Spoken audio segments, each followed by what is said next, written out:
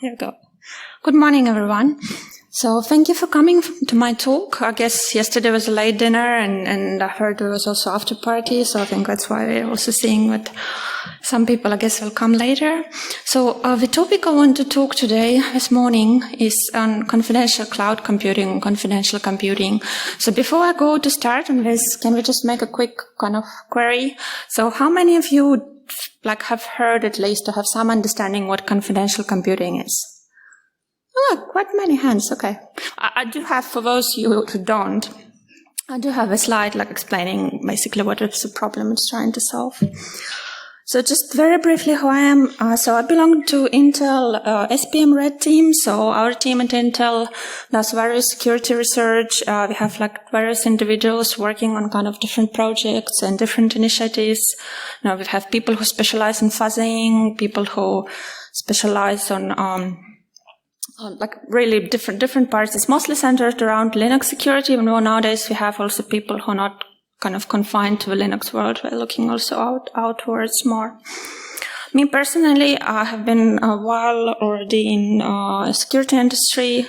I started back in time with mobile and embedded platform security, and over the years moved mostly to work on Linux security. So this is the thing and the part of kind of security I know the best, and it's mostly low-level stuff. So I work a lot with Linux kernel and things like that. So, and I'm also part of my job at Intel is also have background knowledge in cryptography, so I also help in crypto projects and things around that. So let's go to confidential computing.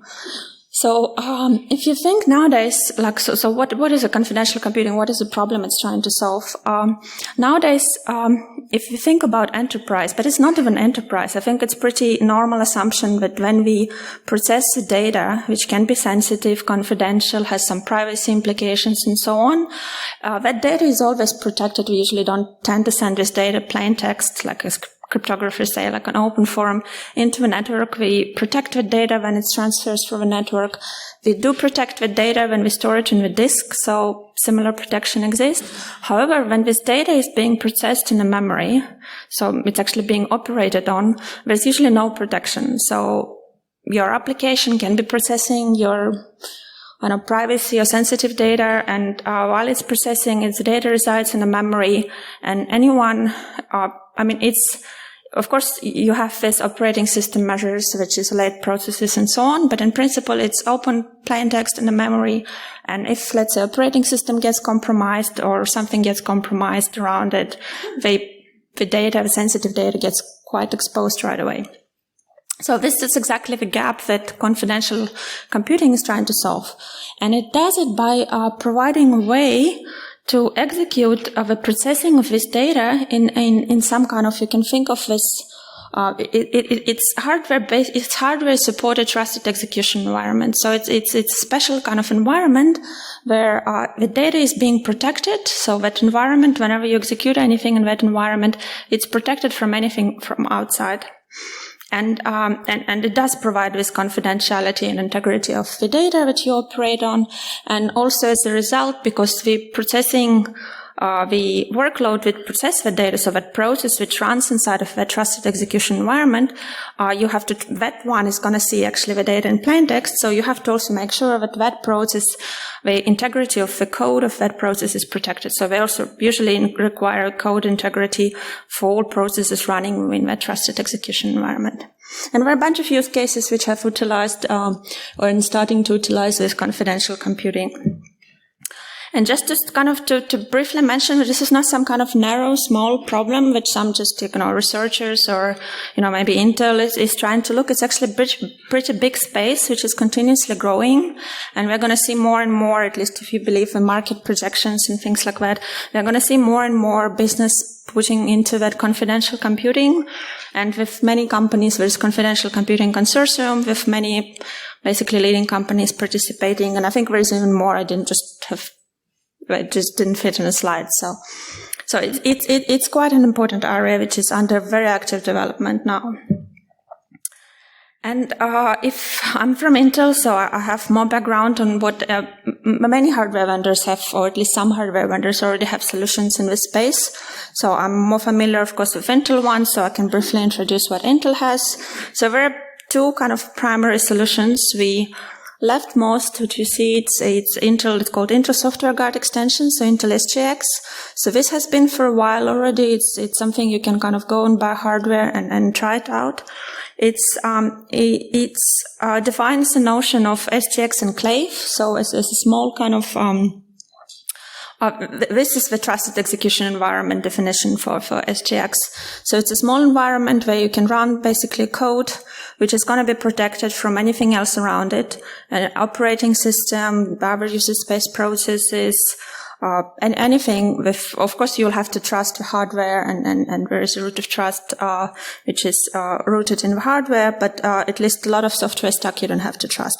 And it's very well suited for some small, services which require a very small trusted computing base. You can kind of place your application there. It used to be pretty, let's say, not straightforward to develop applications for SGX. I think nowadays there are solutions like Graphene and others which allow you to almost put unmodified applications, running unmodified applications inside the SGX enclaves. I think there was also at some point long time limitation of the size of the memory which you can get there, but now I think it's getting better. But that's really targeting mostly like it's the best fit to have a small service and you want to kind of put it inside of this protected environment and run it. On the right-hand side, we have another solution for confidential computing, which is called Intel Trust Domain Extension, or Intel TDX.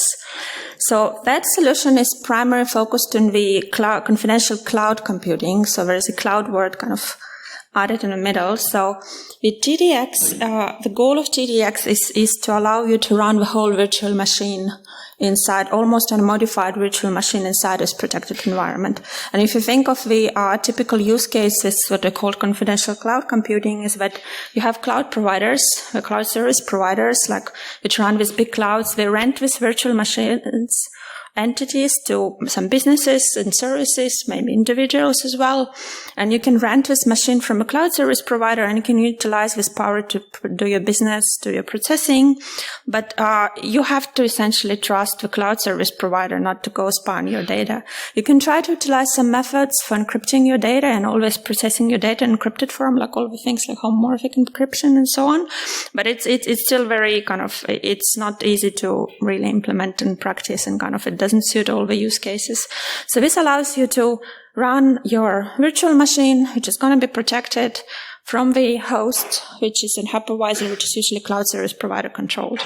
And this is very secure, kind of currently big demand on this technology. And that's just another slide to kind of look at a different way.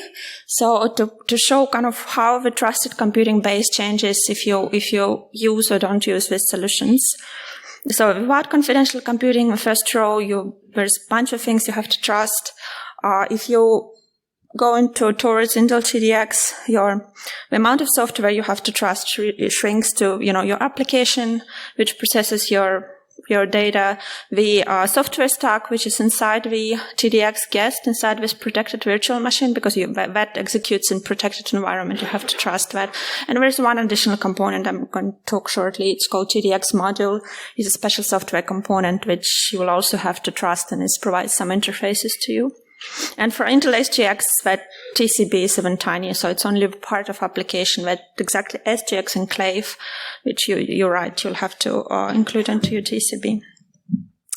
So the goal of this talk is to kind of go through, if you think of it, if we already let's say we're hardware vendors and there are other hardware vendors, and they provide solutions for running this workload in this protected environment, and you might think that that's enough. So, there is a hardware solution which guarantees integrity and confidentiality of the data, integrity of the code there. So what else we have to do? We kind of probably, this is like done case, we can move to some other, to solve other problems. But what I would like to show here, that there is a lot of work that needs to happen, both from industry, community, so on, to truly make the solution secure. So I'm going to go for our next slides. I'm going to go through some problems and challenges which arise in confidential computing and how people kind of try to overcome it and so on. And for that purpose, I just want to, because I have to show some examples. So I'm going to use the Intel TDX as an example, and I'm going to show it based on, we have a Linux stack which is released for Intel TDX. So this is something I'm at least very familiar with, and I'm just going to kind of use it as an example to show what kind of things can happen. So here, just what you see, you have here on the left-hand side, you have the host, which is where your hypervisor lives. In Linux case, it's KVM and QEMU. It's the kind of split between kernel and user space as part of hypervisor. And when this is the untrusted part. So this is usually what cloud service providers run. And when the right-hand side, you have this protected guest here, which has full software stack inside. This protected guest executes inside of protected memory, which is memory is integrity, both confidentiality and integrity protected. And when it's also register state is protected, page tables and so on. So its runtime state is well protected from the hypervisor and untrusted host. So nobody has the keys from this memory on the host side, apart from, of course, the hardware. And then there is another component here in the middle, which we call TDX module. And you can think of it as kind of a trusted shim, which is in between the hypervisor, which is here, which is untrusted, and the actual guest we're trying to protect. So all the communication between corrected. So most of the communications, how the hypervisor can influence a guest happens through this TDX module. TDX module itself is protected. It runs in protected memory and so on. And there are two interfaces defined in between. And the guest stack, which runs here, you can in principle run a modified stack. So I know that I think Windows is exactly what we're planning to do, if I'm not mistaken. But for us, for Linux, we actually do run some modified Linux kernel. It's slightly modified in terms of it's kind of, we call it enlightened. So it has some mechanisms for increasing performance and increasing security. And security part I'm gonna go over shortly. So this is just an example. So let's go into the actual interesting part to see what kind of challenges we can get in this environment, even if we assume that things working properly and we are protected in terms of the guest is protected, as I said, in both memory and register state. So the first one is named here deployment as attestation. So the problem with deployment is that if you take a look on the stack here, on the guest stack, is that traditionally, when this used to be just a legacy VM, normal virtual machine, the cloud service providers tend to provide a lot of the low-level software into this machine. So the virtual firmware and even Linux kernel quite often comes from this cloud service provider. And that, of course, is a problem simply for kind of deployment, because that stack which runs inside a protected guest is part of a trusted computing base. So if you are trying to kind of make all this technology to try to put your cloud service provider outside of your trusted computing base, and now you're running with pieces of software from cloud service provider, it's clearly kind of a problem. And I think the cloud service providers are aware about this problem, so they're making steps to change this.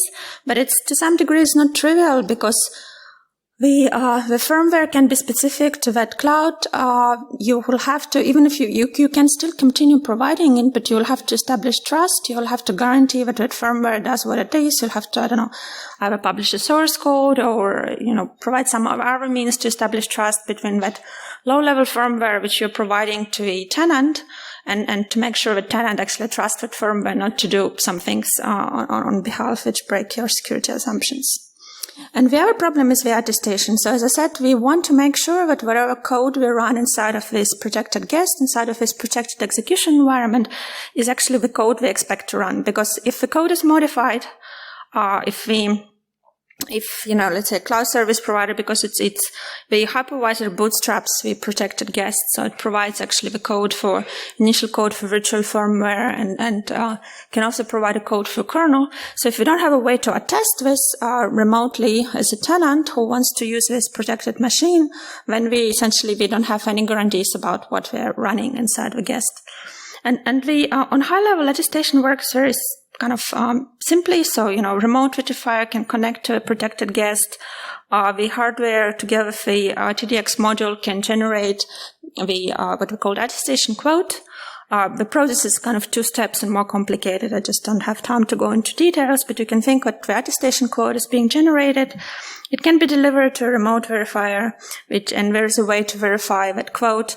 And the quote contains all information about the software stack inside the guest, information about other components which are part of trusted TDX TCB, like TDX module itself, and some other components. So if that quote successfully verifies, then the remote verifier can trust this now protected VM and can provision the credentials it needs to operate. It can start provisioning with that data which is sensitive and start kind of working on the processing the data. Another caveat here is, while is that the kind of in principle this looks simple, but all of this needs to be deployed, and many tenants who used to kind of just rent these services from the cloud service provider, they're not ready to host that kind of attestation service themselves, because it's an investment, it's kind of resources we need to spend. So and if cloud service providers can also provide it for them, but then we are back into kind of this chicken and egg problem that you have to trust the cloud service provider to do attestation for you, and it's kind of, again, brings it back into your trusted computing base. So one effort which Intel is doing, it's established, and it has been announced a while back, what is called Project Amber, which facilitates doing this attestation for confidential computing. So you can actually, if you're using the confidential computing guests, it works for both TDX and SGX, you can rent a service from the Project Amber, and you don't have to kind of implement your own key management, do your key attestation, and so on. But still, these challenges with deployment and attestation is still kind of something that needs to be properly solved in the field. Another aspect which I think is more interesting to the offensive security people is that, and this is the aspect which is quite commonly overlooked. So if you think on the left that you have, what is the kind of the typical picture you have of a legacy VM scenario? So you do trust your host and the hypervisor. So typically when you run a legacy VM guest, you only care about protecting against, from Linux kernel point of view, you only care about protecting from guest user space. And we have spent, I think, past 10, 15, 20 years in developing different kind of measures and hardenings into kind of hardening that attack surface number 1 here, which is between the user space and kernel. However, when we now move into this threat model where we don't trust the host anymore, we don't trust the hypervisor, there is an additional attack surface being created here, which is outlined here as 2 here, which is, the protected guest, while it's protected, it can't run isolated. It does need to communicate with the untrusted host and hypervisor. And in our case, and this is not typical to Intel TDX. This is common for all confidential cloud computing solutions, at least currently in the market. So it would need to go in and talk to the host for things like to use private calls when it needs to obtain some low-level information. Let's say it needs to read some model-specific registers, MSRs. It needs to obtain readings from PCI config space, which is fully under the host and hypervisor control.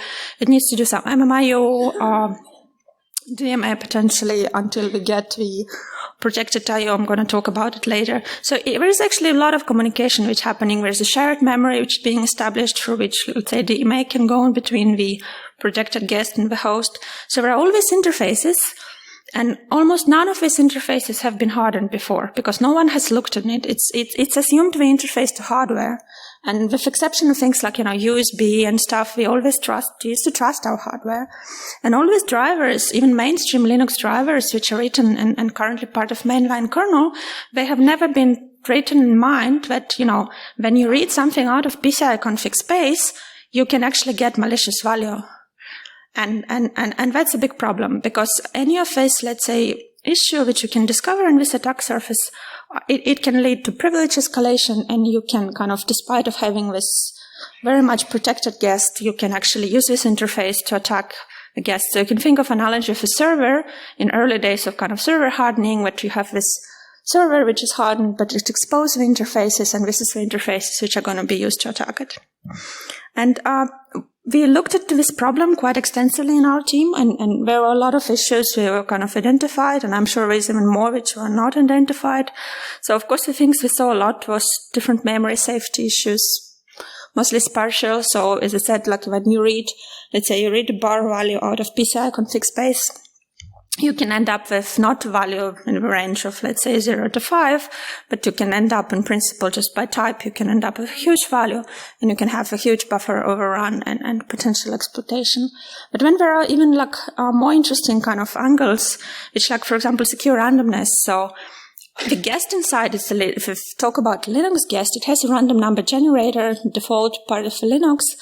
But unfortunately, the default source of entropy for that, unless you use some hardware and such, is interrupts.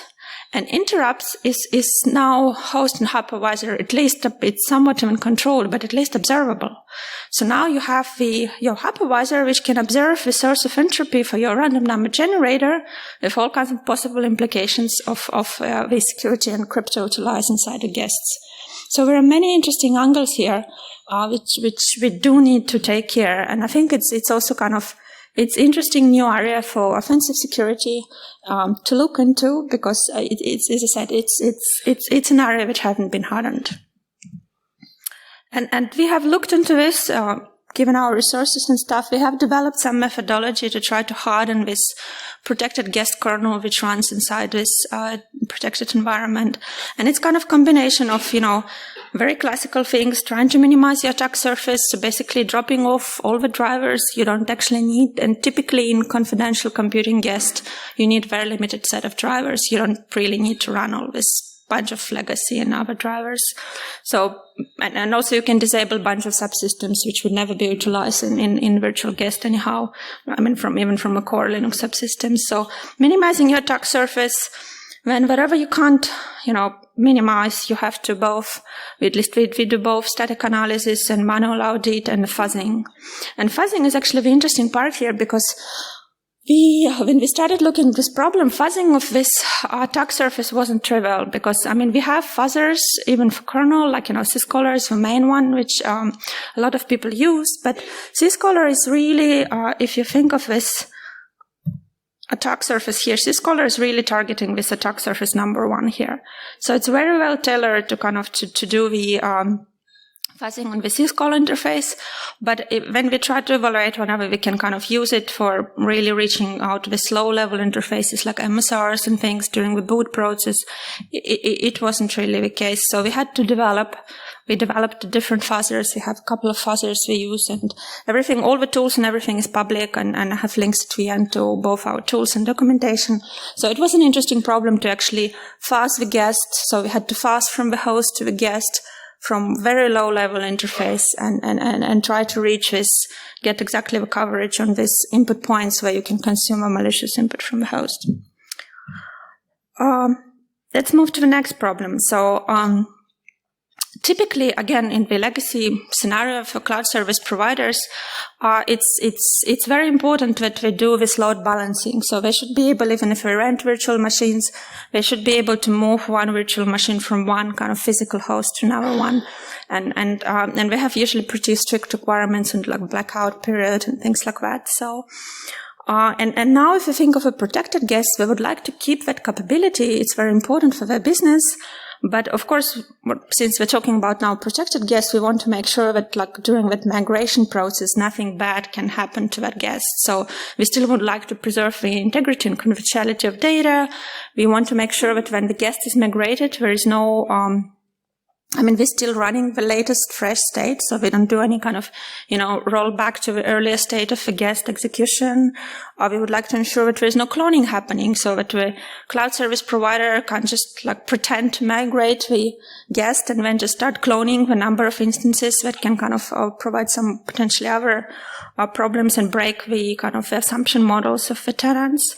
And then also, of course, the tenant should be kind of empowered to decide whenever it can be migrated to a different physical machine, which potentially has different level of a trusted computing base and different security kind of protections. So for that, we have, again, I'm going to kind of just highlight the process. It's kind of more detailed in practice. So we have here, you can see there is this node A and node B. So these are two different physical nodes. And each node has, this untrusted hypervisor and the host here. And then here is the guest. We would like to kind of move now from the source into destination. There's a TDX module running on both here. This additional kind of, you can think of it as another protected guest, but it's kind of, we call it service protected guest. So it's kind of extension of a TDX module, which kind of binds to the protected guest and ensures the process of migration. So at the beginning, this both source and destination service TDs are going to establish the secure channel. And that secure channel, as you can think of it, there's no limitation. You can use any channel. We kind of typically do it in our reference implementation. It's done in TLS-like channel. It's called Array TLS. Array stands for remote attestation. So it's an extension of TLS, which allows you to establish kind of TLS handshake based on the attestation measurements of a platform. So we establish a secure channel. We're going to generate the migration session key. That key is going to get provisioned on both ends to the TDX module, after which the migration can start. The migration is driven typically, and still in protected guest case, driven by the hypervisor. But when the hypervisor, when it actually needs to move the memory pages and the metadata for a protected guest and, register state and stuff, it will have to use interfaces to TDX module to actually obtain the payload, which is going to be encrypted, actually both encrypted and integrity protected under that key, which is unknown to hypervisor, and the migration can work. So again, I'm kind of simplifying this process a lot. There's more to it. There's replay protection mechanism. There's a way to stop this migration if needed and kind of revert back a state. So the details are more complicated, but it's another aspect kind of we have to think of making it right to make sure that can truly be developed. And another aspect I would like to also mention is the guest I/O. So as I said, like earlier on, so the guest needs to be able to interact with the hardware. It's in the first generation of TDX and also some other confidential cloud solutions, there is no way to kind of securely add that hardware into the trusted computing base of a guest. So the only way how it kind of can work and how it works in this TDX, in our case TDX 1.0, is that you have the shared memory. Shared memory is some memory which is accessible both to the entrusted hypervisor and the protected guest, and you can use that memory to transfer data in and out between protected guest and the device. But of course, that memory there's no protection on that memory. So if you want that data to be protected, you have to utilize some cryptographic measures. So you have to encrypt, integrity protect, and so on. And you can think that this kind of all cycles of staging the data, protecting it, writing it out, device have to read it in, and so on. It's very performance inefficient. So we do have these synthetic devices like virtual devices which actually allow all that setup to work. But there is clear performance overhead. There is less robustness. You have to constantly encrypt the data. It's less than ideal. So what is the goal where we're trying to go? It's what we call the trusted I/O. So for trusted I/O case, you would really like to establish this trusted kind of MMIO and DMA ranges where a device can really write down the data and over a DMA, let's say, or MMIO, and the protected guest can consume. And you want the data to be end-to-end protected between that device and your main SOC. And if you look at here at the picture, so we have the actual our SOC here, so which runs the host, the guest, the TDX module, and so on. Again, we have the special service TD here, which we call TPA TD. And then on the left-hand side, we have the actual device, and for the protected this trusted I/O kind of compliant device, we call it TIO device. So it needs to have what we call device security manager, is kind of, analogy of kind of, reference monitor or some kind of control pointed to a device side. And then it can have one or more of these special protected interfaces. Again, for those of you who are familiar with virtualization, you can think of it as an analogy of a virtual function, which can be assigned to a particular interface in the host. And then what we would like to have is that when the data goes out of this PCIe root port in the SOC and it arrives to the device here, we would like to have end-to-end protection. So basically confidentiality, integrity, replay protection on that link so that the data is not modified. You can have, because in between you can have, you can have PCI switches, you can have anything on the actual board which is untrusted. So we want to have that. And we also want to make sure that the guest is empowered to actually decide whenever it wants to accept that device into its computing base and even perform this trusted I/O.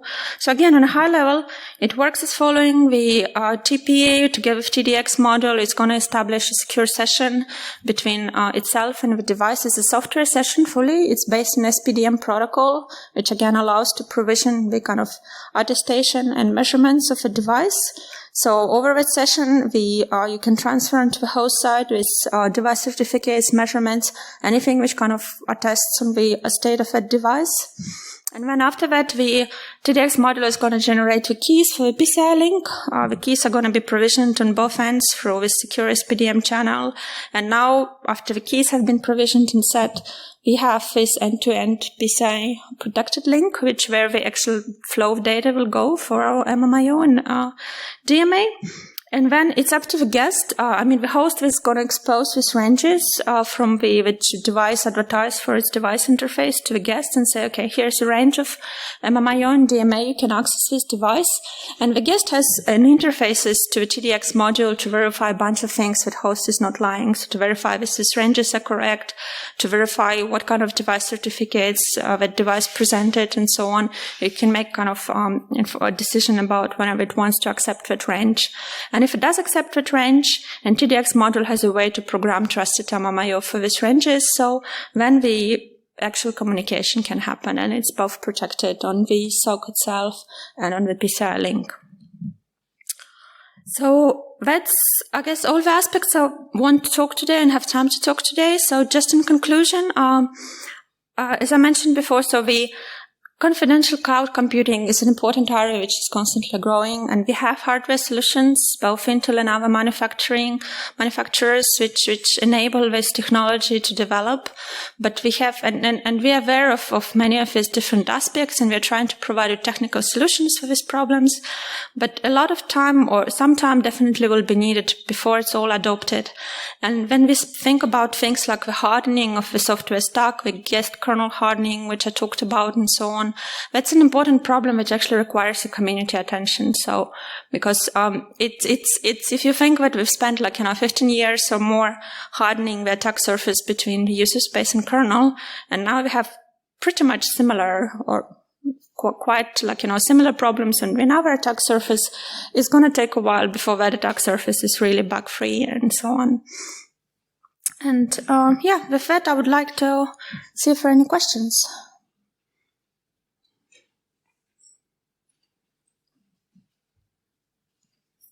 So you mentioned that we could have memory corruption, and you also mentioned that we have guest attestation. In case of memory corruption and there is a crash, would the attestation module can be used to report that there have been weird behavior? So it depends what you mean by the memory corruption. So if let's say if a host writes into memory of the guest stuff, that attestation is not going to be involved. This TDX module will make sure that the memory is poisoned and the guest can't start. So it's not going to survive to the point where the attestation happens. So the attestation have to make sure that, at least from TDX module point of view and the memory protection point of view, memory is not corrupted. So if the memory is corrupted, then the guest doesn't run, so it's prevented from running. So we get machine check and everything on the guest is simply disabled. So the memory protection part is taken kind of pretty strictly to the X case. Hello. Here. On the right at the end. I have a question about networking. So from what I understood from your presentation, everything is at the local level on the physical machine.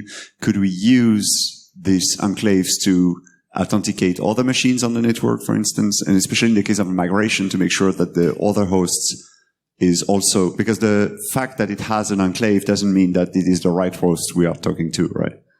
Yeah, so it's in, I mean, these are not enclaves TDX guests, but if you think of there is a way, I mean, and if you think of enclaves, we can provide an attestation report. So you can get a quote attesting the integrity of enclave. And then, as I mentioned here, like in the live migration, you can utilize this modification of TLS protocol, which allows you, instead of a certificate, public key certificate, it allows you to provide this identity of enclaves, and that identity of enclaves is chained to, certificates which Intel distribute, and then you can verify that you're actually talking to a legitimate point on the other one. So yes, and I would refer to, if you're interested in that area, to check this array TLS, remote attestation TLS. So this is the modification to a TLS protocol exactly to support the enclave attestation and kind of remote, basically key exchange protocol based on enclaves identity. More questions? Yeah, here. I have a question, because SGX was the real nice thing with SGX was it was available on consumer CPUs from pretty early on, and so security researcher could test it, on their home devices and everything.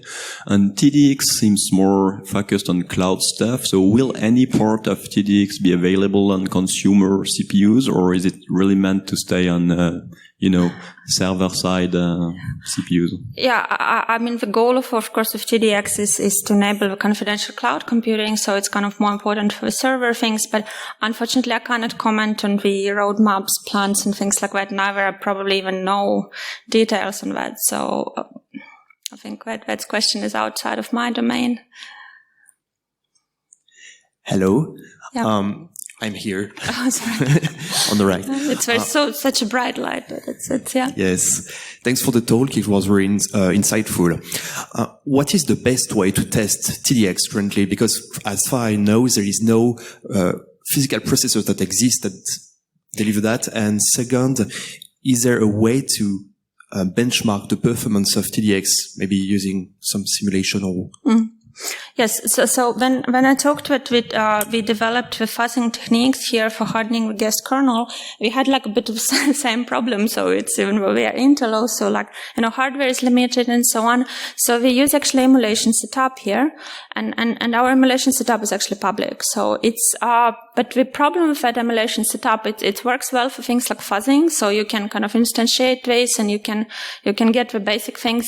There's emulation of TDX module, even, you don't even have to go TDX module code source code is public, but you don't have to go to all of this thing. But that setup is very limited. So I'm not aware about any publicly full emulation setup in existence. And that kind of answers the second question, because our emulation setup is definitely not good for any performance benchmarking. It's a setup for fuzzing and doing security hardening. So that benchmarking you would ideally do on either on hardware or something which simulates hardware very closely. I'm not aware about any public simulator at this point, so unfortunately. Any more questions? Where's the question?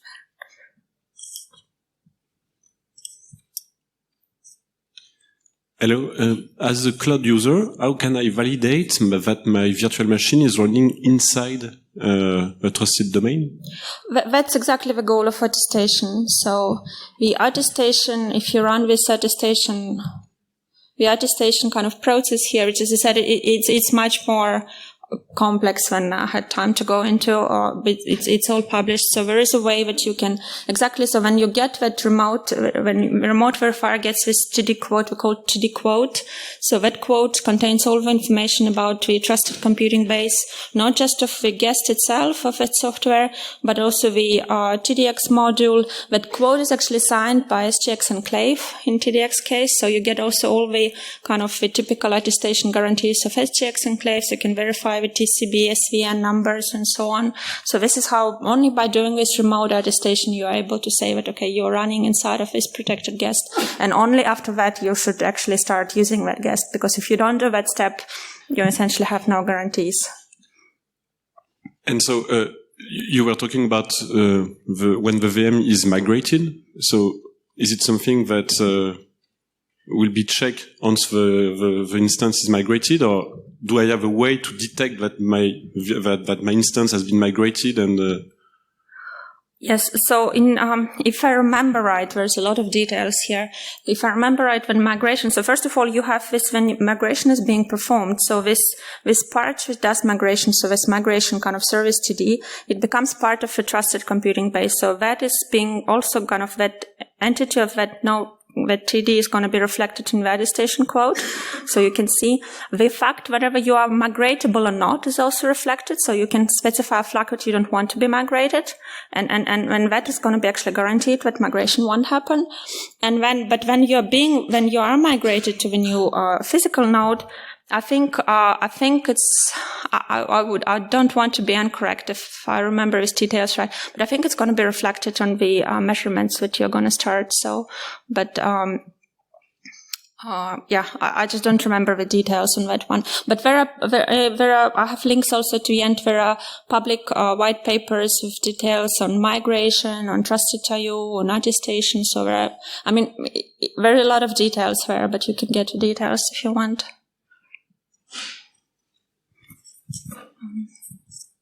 Last question. Yeah. Hi. You were talking about Project Amber. Is actually this completely done by Intel? For example, for SGX, we had this YAS solution, which was, this attestation service, which wasn't nice, but people wanted it in data centers. So then they moved on. Intel moved on to this data center service.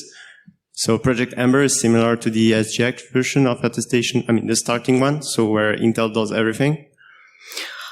For projects, so I don't know about this previous, I'm not so kind of familiar with SGX history, but the Project Amber is, yes, so it's an Intel project. It's provided as a service, like the attestation service. It does provide you all the way to actually verify the whatever checks are done. You can get, so it aims to be, its goal, it aims to be fully transparent. So you should be able to verify every step if you want of that, how it verified the attestation, what kind of, trusted computing bases, VN numbers, and so on. So yes, it's run by Intel, but it aims to be very transparent, and you should be able to inspect every step of that attestation service if you want. So it exposes, again, I don't really know the details. I know it exposes some APIs. You can do all kinds of queries about what has been actually performed as part of this attestation. So you should be able to the goal is to be able fully inspectable. So, but it's still kind of revenue project. So, and I'm personally not part of that project. So I don't know the details there, but, I think the goal is to be inspectable as much as it can and transparent as much as it can. Any more questions?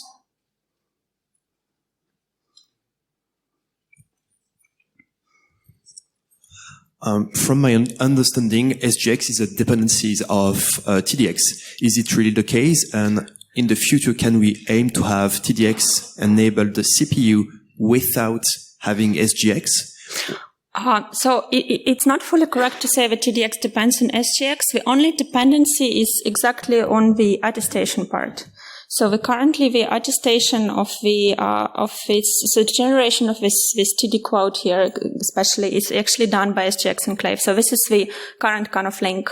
The future, again, I'm not sure I'm entitled to comment, but at least this is the current case. So, thank you.